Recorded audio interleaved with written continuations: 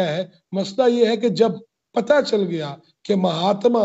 وزیر اعظم بن چکے ہیں، مہاتما کے پاس اختیار آ چکا ہے، اقتدار آ چکا ہے، تب وہ پاکستان کیوں نہیں لہلہاتا ہوا ملا؟ تب وہ فصلیں بڑھتی ہوئی کیوں نہیں ملی؟ تب ہمیں یہاں پہ ریاست مدینہ کا انصاف کیوں نہیں ملا؟ تب یہاں پہ وہ توشہ خانہ کے کیسز آتے رہے، اور جو پرائم منسٹر شام 5 بجے گھر سے اٹھ کے آئے گا اور پھر اس کے بعد محافل رقص و سرور میں پھنس کے رہ جائے گا، اور جہاں جادو کی باتیں ہوں گی، جہاں لوگوں کو مارنے کی اور جانوروں کو زندہ جلانے کی باتیں ہوں گی، پھر اس کے بعد پتہ بھی چل گیا یہ 190 ملین پاؤنڈ کا کیس جو ہے اس کا فیصلہ محفوظ ہو گیا ہے، لیکن اسی کی وجہ سے یہ زیادہ غیر محفوظ ہو گئے ہیں۔ یہ چیزیں بڑی واضح ہیں، 35 گواہیاں ہیں، یہ سارے معاملات ہیں، لہٰذا اوورسیز کو بھی یہ سوچنا چاہیے کہ بھائی پاکستان میں کس نے کیا کیا ہے، صرف باہر بیٹھ کے، اور پھر باہر کی لابیز آپ کو پتہ ہے، دیکھیں آپ اسپین میں ہو، آپ کینیڈا میں ہو، آپ امریکہ میں ہو، آپ برطانیہ میں ہو، آپ جرمنی میں ہو، فرانس میں ہو، ڈنمارک میں ہو، سوئٹزرلینڈ میں ہو، جہاں پہ بھی ہو یار، آپ کتنے ہیں وہاں پہ؟ آپ ہزاروں میں ہوں گے، لاکھوں میں ہوں گے، وہاں کی آبادی کے اوپر تو نہیں چڑھ سکتے، ان سے زیادہ تو نہیں ہو سکتے، لہٰذا وہاں پہ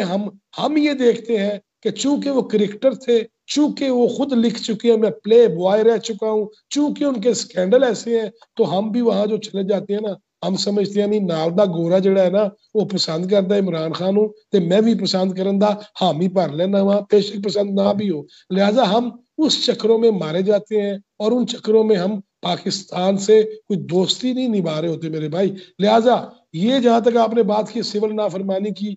تحریک پہ تحریک، تحریک پہ تحریک، اور تاریخ پہ تاریخ، اور پتہ ہے فلانا پتہ ہے، وہ بھائی فیض حمید کے بعد جن پہ تکیہ تھا وہ سارے پتے ہی ہوا دینے لگ گئے ہیں، لہٰذا اب تو ایشو یہ ہے کہ نہ کوئی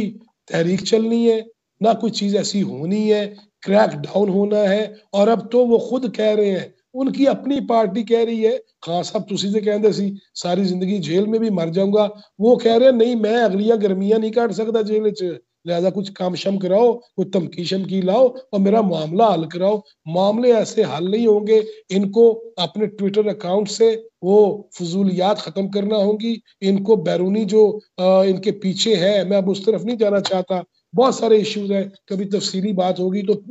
پوری کہانی بیان کروں گا کب سے کیا شروع ہوا، لہذا میں ذکر نہیں کرتا شورش کا، میں ذکر نہیں کرتا ڈاکٹر اسرار کا، میں ذکر نہیں کرتا حکیم سعید کا، مگر بات یہ ہے کہ اب ان کی کوئی سول نافرمانی تحریک نہیں چلنی۔ آج ہی کی بات ہے، وہی گنڈا پور جو کہتے تھے 17 حملوں میں سے ابھی 3 ہوئے ہیں، جو یہاں آ کے بی بی کو لے کے ہی بھاگ گئے اور وہ ہیڈن ولاز میں چلے گئے مانسہرہ کے، لہٰذا ایشو یہ ہے کہ انہوں نے آج محسن نقوی جو وزیر داخلہ ہے نا، ان کو فل جپیاں پپیاں کی ہیں، لہٰذا اسی سے اندازہ کر لینا چاہیے کہ معاملہ معافی تلافی کا ہے، لیکن وہ قانونی دائرے سے باہر نکل کے نہیں ہو سکے۔